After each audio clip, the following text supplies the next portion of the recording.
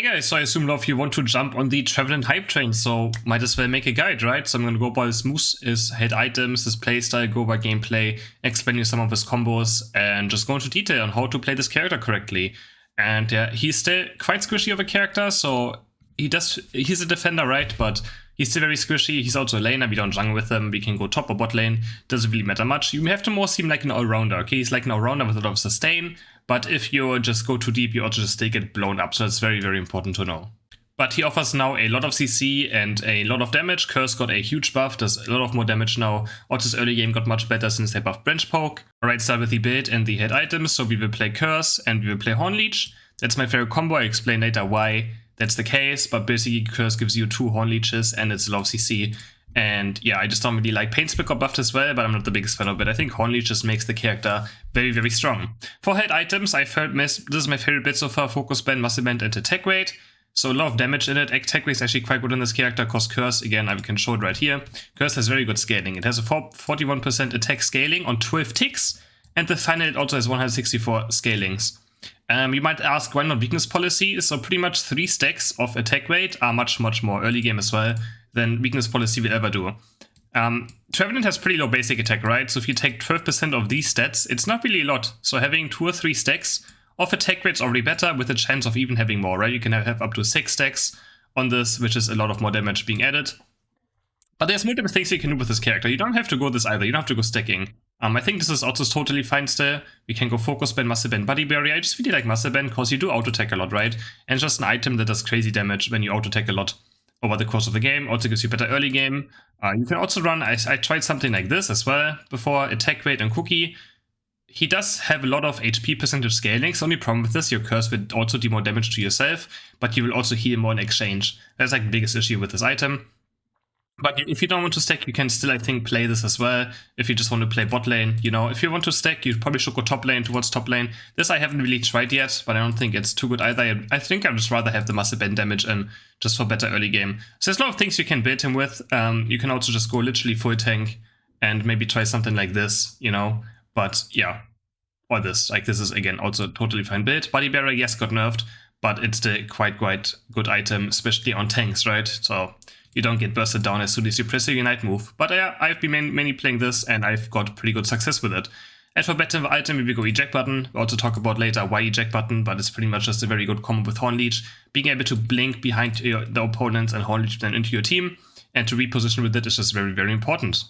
So for the basic abilities, we have Will-O-Wisp, which is this will be your last hit in laning phase. It does pretty good damage, it burns as well, and you can hit all 3 on 2-1 Pokemon, but the second and third hit will do 50% less damage. But this will be your last hit, does quite good early game damage. And yeah, and then we have Branch Poke, which is a dash, or like a small, you know, jump towards the direction, and it also heals you and slows opponents. Here it heals 3 times after hitting 1 Pokemon, so quite strong. This is what they added towards this patch, and that made Trevenant's landing phase much better. Then before basic attacks, which very straightforward, basic attack, and the boosted auto attack heals us 5% of our max HP. And then with Trevenant's passive, which is pretty much his own focus band. So you see a green line on his HP bar, that's pretty much when it gets procced. So when he drops under the threshold, he will start healing for a percentage of his HP back, and also his cooldowns are reduced. So we can see during this time, you can see on the bottom right, or on the bottom, that his cooldowns refresh much faster. And this is pretty much the most important thing for laning phase, and for late game team fights. If you have this up, you can do many more Horn Leeches, and you can offer so much more CC for your team. Also, this move has a 100-second cooldown on his passive, and it gets reduced every time you hit one of your opponents with your abilities. It gets reduced by 1 second. But sadly, you can't see it anywhere, so it's something that's still missing is like Focus Band, seeing how long the cooldown is. So sadly, you can't really tell when it's back up.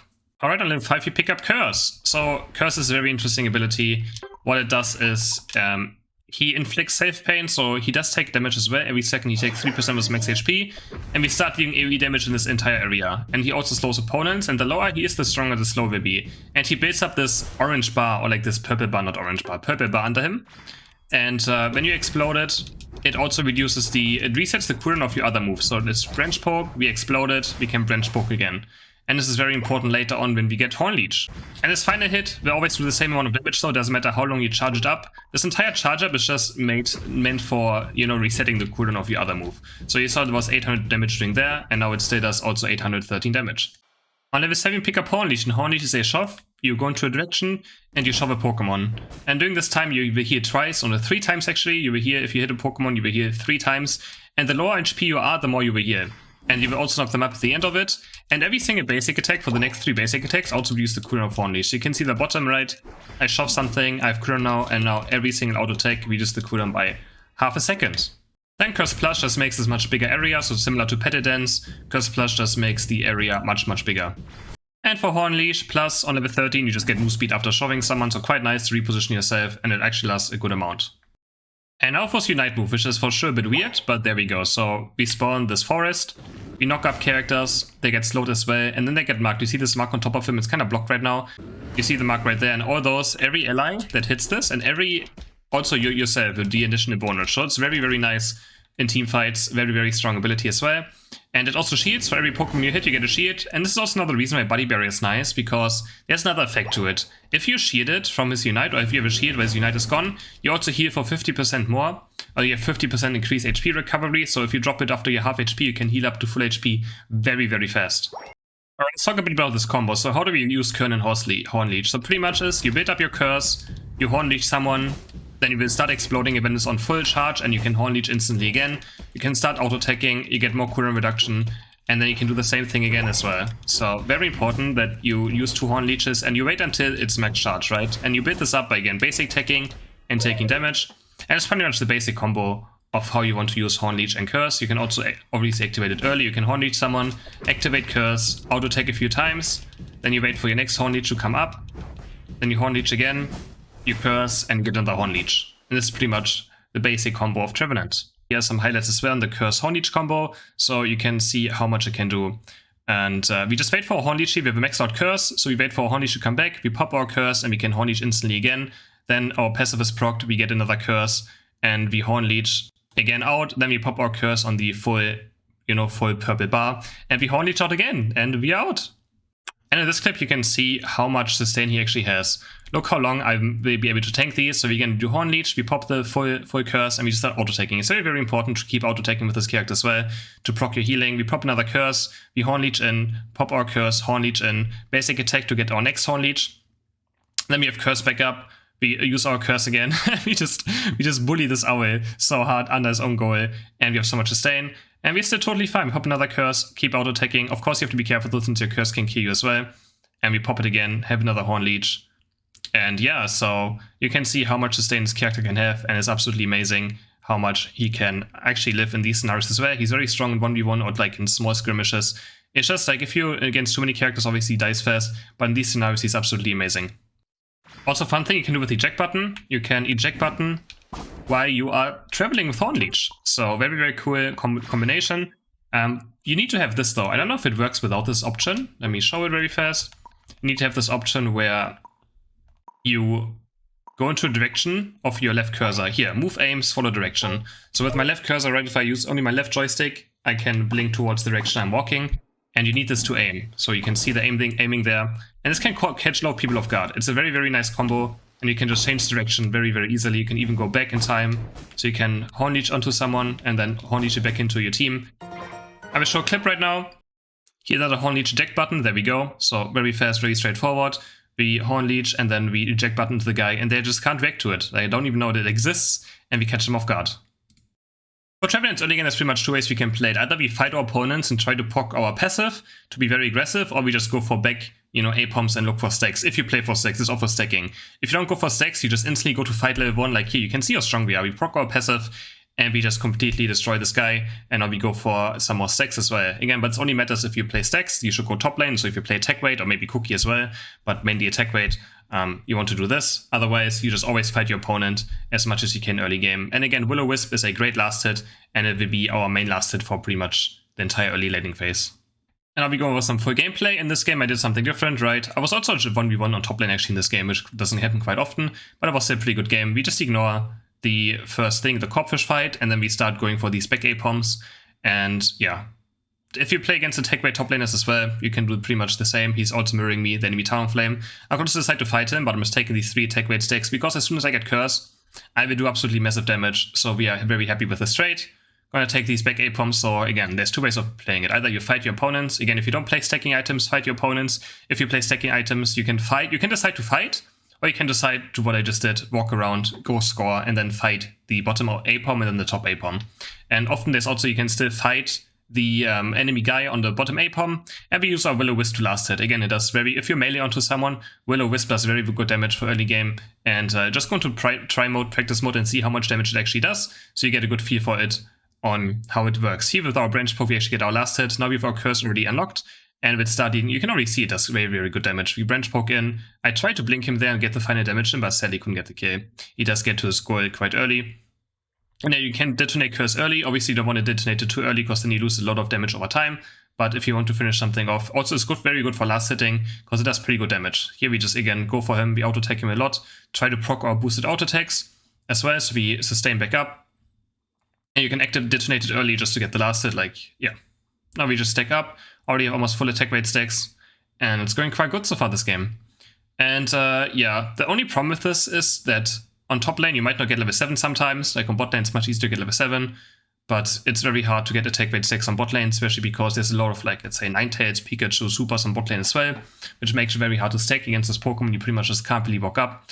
And against those, you just have to fight them and proc your passive. So you pretty much just do one rotation against, like, Pikachu, Ninetales, Super. You try to branch poke in, you Will-O-Wisp them, you auto-attack them a lot and try to force them back off. And you just pretty much trade and hope you get a kill that the enemies think, oh, it's a Trevenant, I can't fight them. So you proc your focus band, you proc your passive, and suddenly it looks very good, right? That's pretty much your main goal and the thing you want to achieve.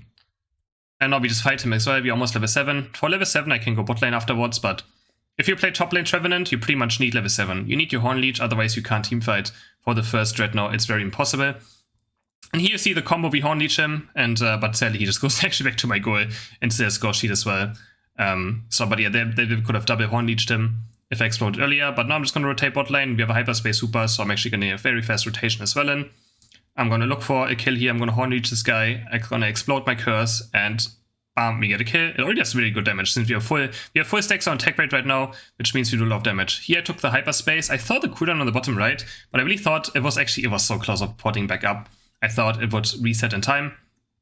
Sadly didn't, so now we have to do the shame of walk back to bot lane. But yeah, we will be very aggressive. We don't have our passive and focus spin up right now, so we have to be a bit careful. Again, he's very squishy. And actually, this Snorlax was hard countering me in this game. He was actually playing, what's it called, Block. And Block actually makes me not Horn Leech someone. So that was quite annoying. You will see it a few times this game.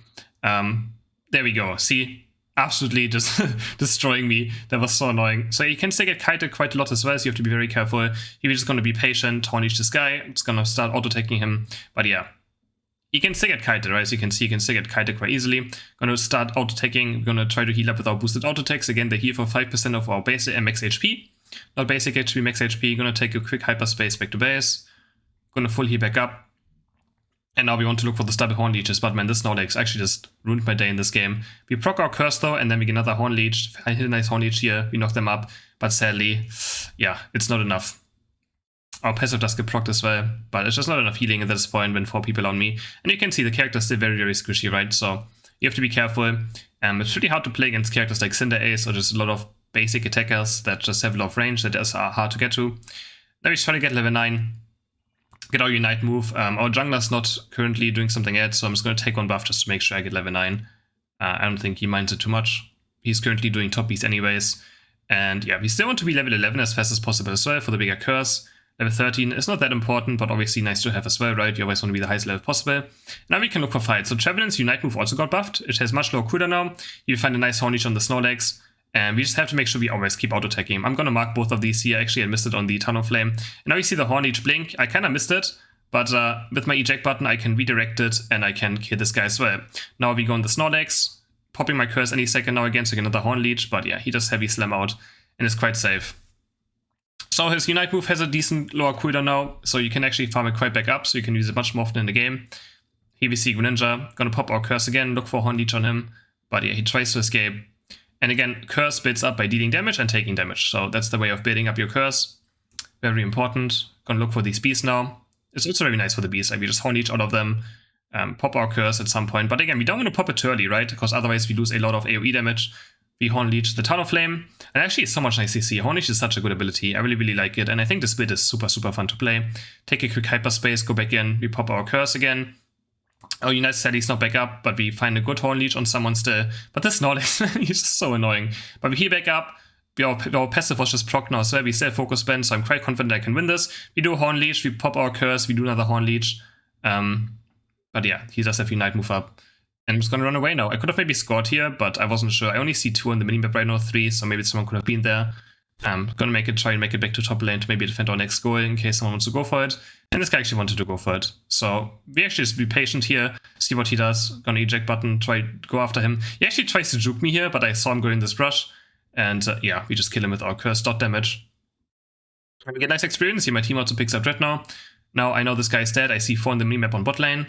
And I know Green Ninja's dead. Jump pad, he can't make it in time. It takes around 6 seconds to score. So 50 points takes around 6 seconds to score. So I know exactly that he can't make it. And we score really fast. Get a nice 50 points in. Gonna start some counter invading, counter jungling now, just because I see the buff is up. And you're gonna see his potential in a second is valid yet again. Gonna take the blue buff. And I'm just gonna farm a bit. Okay, I'm just gonna recall actually. Apparently I just wanted to recall. And there's just so much farm up, so we just want level 14, right? You see the entire Odinus on top side.